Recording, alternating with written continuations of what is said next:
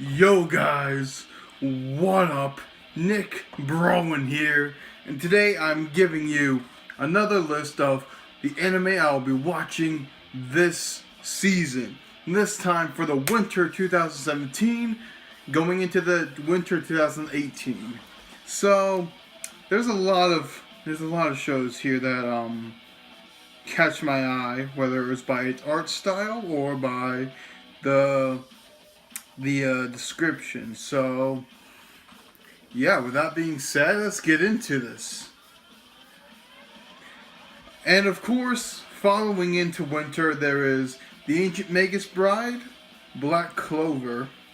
I'll still be watching both of those, reacting to only to The Ancient Magus Bride, watching Black Clover in my own time. May or may not make a video on it, but whatever.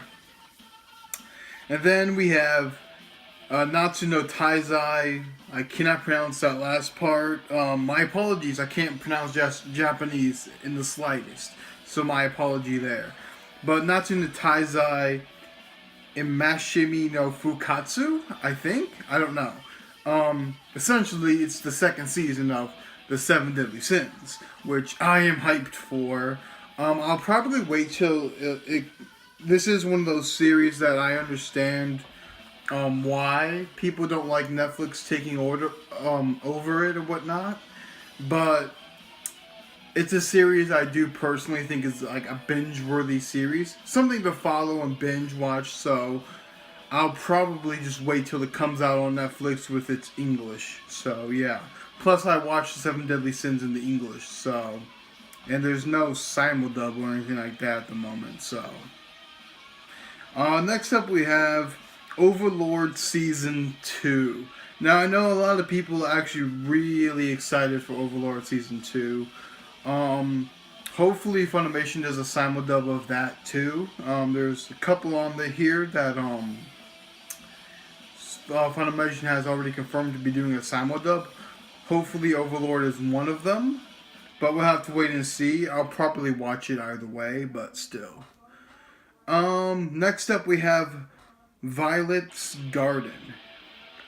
It's very like the Ancient Magus Bride for me. I saw the promotional videos for the Ancient Magus Bride, and I was immediately captivated and interested in it. The same is true with Violet Evergarden. I definitely want to check this out, at least for the animation, but the plot, or whatever you want to call it, the description sounds, I guess, somewhat interesting, I suppose.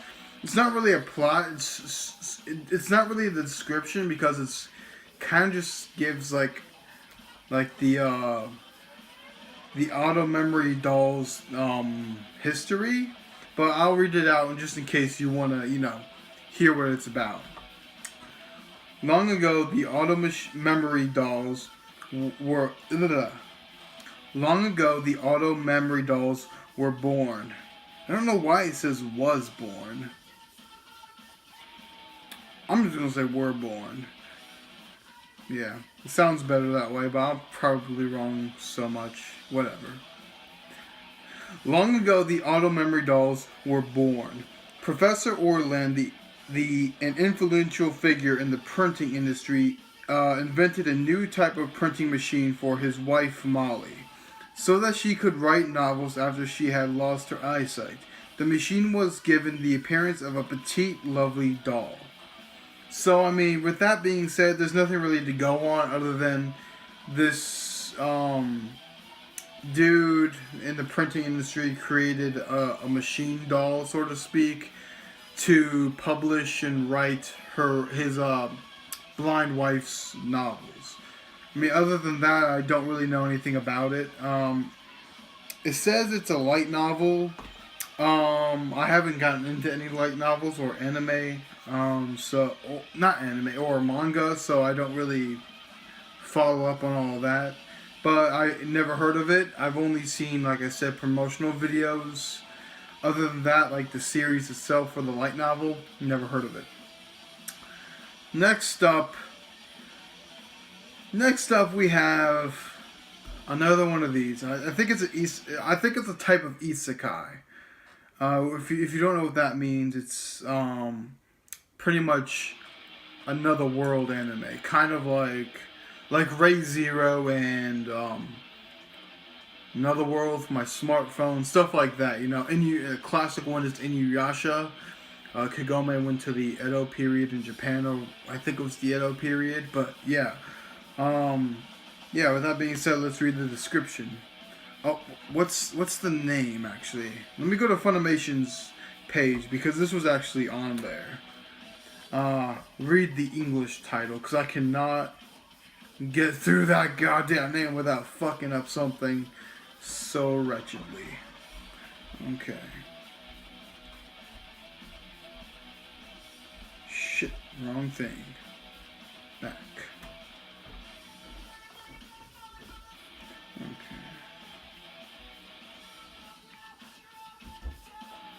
Alright. It's called Death March to the Parallel World Rhapsody. And the description of it is 29-year-old programmer Suzuki Ichiro finds himself transported into a fantasy RPG. Transported into another world, essentially. Within the game, he's a 15-year-old named Sato. At first, he thinks he's dreaming, but his experiences seem very real. Due to a powerful ability he possesses with limited use, he ends up wiping out an army of lizardmen and becomes a high-level adventurer. Sato decides to hide his level and plans to live peacefully and meet new people. However, developments in the game's history, such as the return of a Demon King, may cause a nuisance to Sato's plans. So yeah, essentially, it's another isekai transported into another world. From it said, he was transported into an RPG sort of game. So I doubt it's gonna make that big of a sensation, but it could be essentially like the next Sword Art Online, which I did enjoy. For what it's worth, I did enjoy SAO. Don't think it's anything special, but it's enjoyable for me. All right, next up we have Fate Extra Last Encore. Okay, well I'm definitely gonna watch this because it's a Fate series. I'm probably gonna wait till an English dub comes out because, again, very much like other shows I've watched, usually when they're either continually airing or whenever they're done airing for whatever period of time, they usually come out with an English dub, so I'll probably wait for that. Next up, we have Citrus. I think this is going to be like the judging by what I have read right now, it's definitely gonna be like the I don't know what this season it was called. I can't remember the name of this shit, but whatever. Sort of like the edgy, fan servicey, intimate show, I guess, because it's. I could be wrong, but isn't like a shoujo like a very intimate romance or something like that? I don't know. I could be wrong.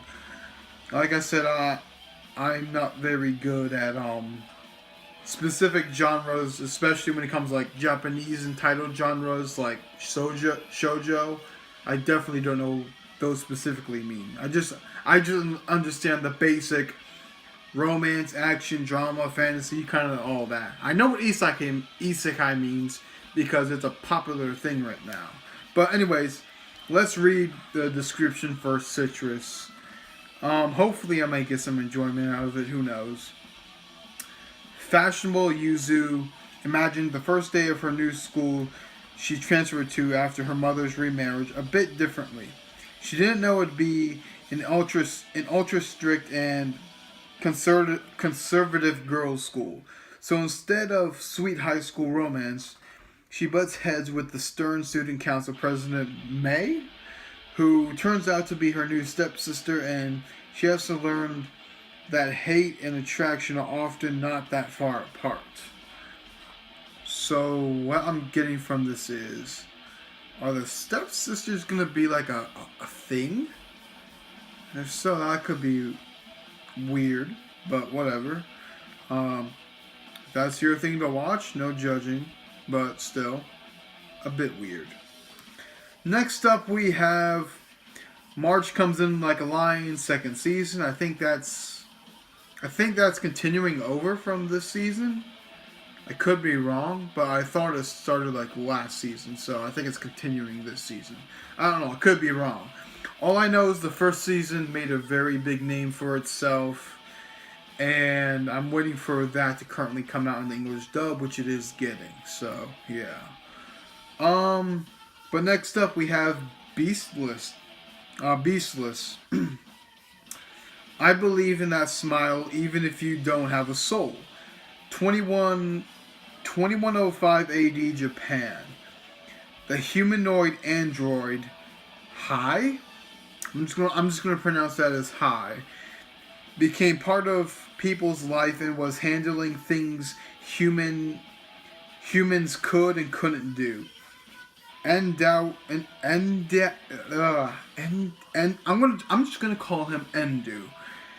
Endu Aruto, unlike his friends Kenko and Ryu, who hate Hai, felt sympathy for Hai, which are supposed to be just objects. One night, Aruto suddenly gets assaulted by mysterious falling cherry blossoms. Okay. That makes Hai and machines run havoc. Will the concerned Aruto be saved by the mysterious Hai Lucia? I think that's how you pronounce that. Lucia, whatever. Next up, we have Darling in the Franxx. Now, this may already be a miss for me, just because I'm not that big into mechs. However, I won't deny it. It has caught my eye a bit. Plus, and I'm not that big into studios. Like, I don't know what like specific studios have and haven't done. But I do know specifically A1 Pictures and Trigger are rather good studios. So that's all I know, and maybe they'll do this justice. I don't know. Finally get me into a mecha show, because I'm not a big mecha fan. But the art style just kind of stood out to me, I guess. So yeah, let's read the description. The dream of one day flying into the endless sky, even though they are painfully aware of how far away the sky is beyond the glass that blocks their flight. Okay. In the distant future, humanity established the mobile fort city Platanian. Upon the ruined wasteland and civilization flourished. Within the city were pilot quarters called, I'm not even going to try to pronounce that, otherwise known as the Birdcage. That is where the children live. Not knowing anything of the outside world and unaware of the vast sky, their only mission in life was the fight. Okay. Their enemies are the mysterious giant organisms known as Kuryu. The children operate robots known as Franxx. In order to face these still unseen enemies, because they believe that is their purpose in life. Among them was a boy who was once called a child prodigy, code number 16, Hero. However, now he's a failure and considered unneeded. Those who cannot pilot Franxx basically do not exist. One day, a mysterious girl called Zero Two appears in front of Hero. From her face grew two alluring horns. I found you, my darling. Okay, sure, I guess. That's a bit weird. It's something. It definitely has to be intrigued, I guess.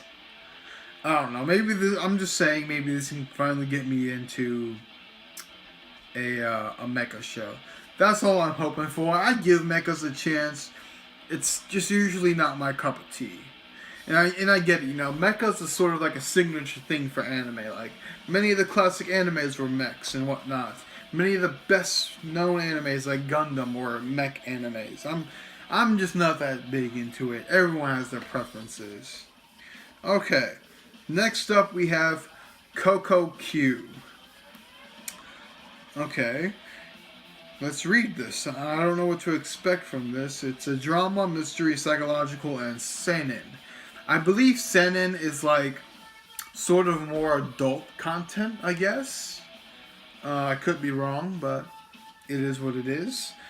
Let's read this. Juri Wukawa lives with her neat father and brother, her retired grandfather, her sister, and her young nephew. One day her nephew and brother are kidnapped for ransom, having only 30 minutes to meet the demands of the kidnappers. Juri, who realizes there's not enough time to prepare the money, decides to head for their rescue by herself with a knife in hand. When her grandfather uses a mysterious stone passed on in the Yakawa family to stop time. In a world where everyone and everything are inert, Juri and her father and grandfather run to rescue the two, but at the kidnappers' hideout, they soon realize they are not the only ones who can move about in this still world. Okay. Definitely has me interested. Okay. I'm definitely going to keep my eye on that one. Next up, we have something. I feel like this is going to be the edgy. I could be wrong about this because I haven't done that much looking into it. I think I've seen a video for it, and it was like a short video for it. So I don't know. But next up, just for the lulz, I'm going to be checking out Killing Bites. Killing Bites, from what I remember of the little video I saw, which I think there was a video. I could be wrong, or I could have just saw photos, but it is what it is. It's big beast women with ecchi elements added into it with action, and that's about it. That's all I know from the video or the photos I remember. All I know is there's going to be some serious fan service. So yeah. Anyways, let's read the description. People have been created that are human-animal hybrids, and powerful businesses bet on the outcome of their duels. College student Namato Yui's casual acquaintances ask him to drive them around to pick up girls one day, which he soon finds out means by force. The girl they kidnapped is an animal-human hybrid named Hitomi, who slaughters all of them except Yuya. Hitomi is a honey badger which has been called the most fearless of all animals. Now Hitomi is assigned to stay with Yuya for his protection. Okay. I'm going to guess this is somehow going to turn up into a harem. I'm just going to guess. I could be wrong, but still. Seems like the usual shtick. Before I get it, there's one anime in particular that I believe it was in the summer or the winter of this year was the biggest disappointment to me, and that is the Silver Guardian. But there's a second season here.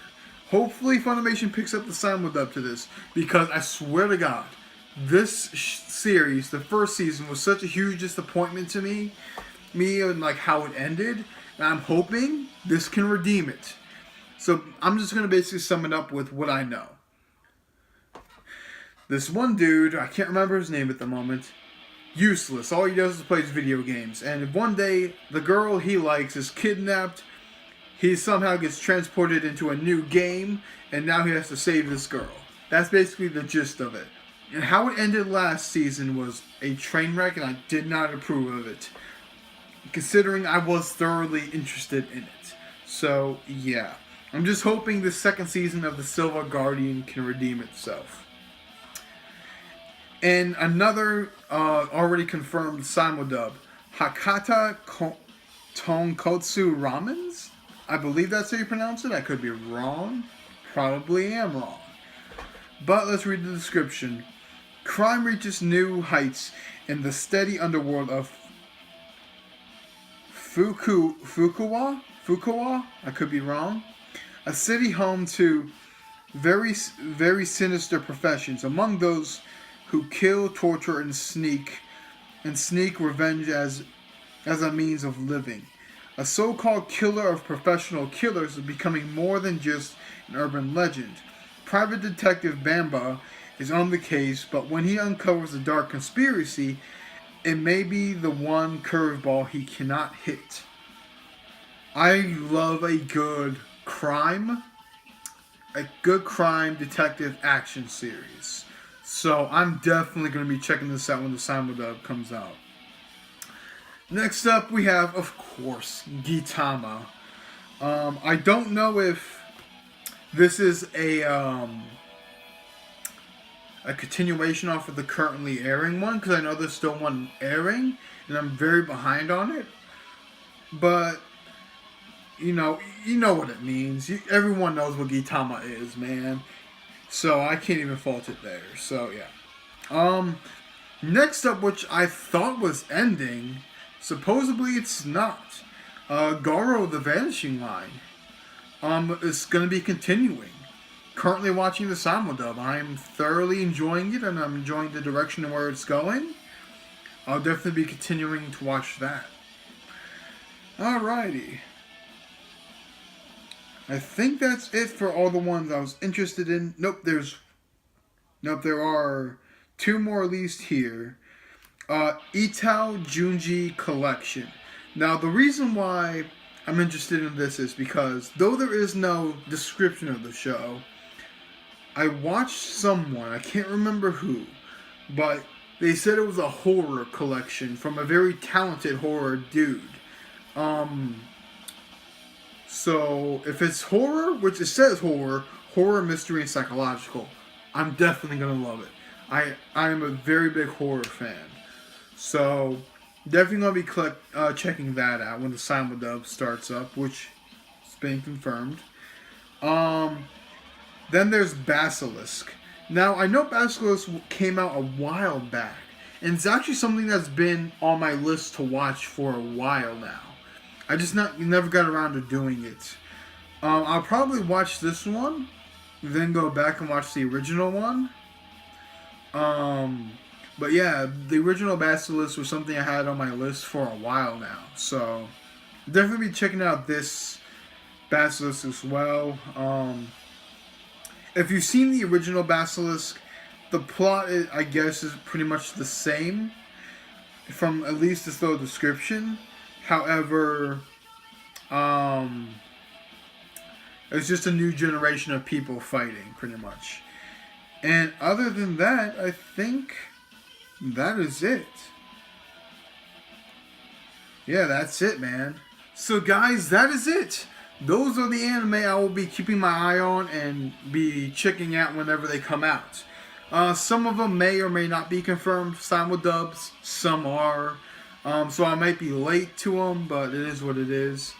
Like I said, I was surprised that Goro was still ongoing. I thought it was going to end this fall, but I guess it isn't. It's ongoing. But then again, the other Goros are like 20 episodes, 2024, so it'll make sense that this one would be too, I guess. Is this thing still recording? Just want to make sure. Okay, good, it is. But yeah, man.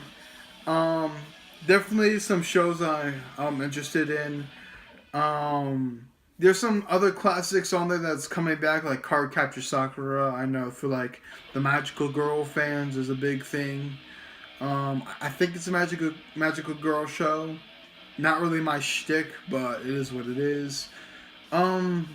There are other shows that I know are going to be big hits because of their predecessors. However, some of them are coming out with dubs, so I'm just waiting for it to come out. Kind of like how I'm waiting for the Food Wars Season 2 dub to come out. But it is what it is. Either way you look at it, the shows I listed off here and probably some others that catch my eye later on, I'll be checking out definitely. Yeah, so with that being said, those are the shows I will be watching this winter.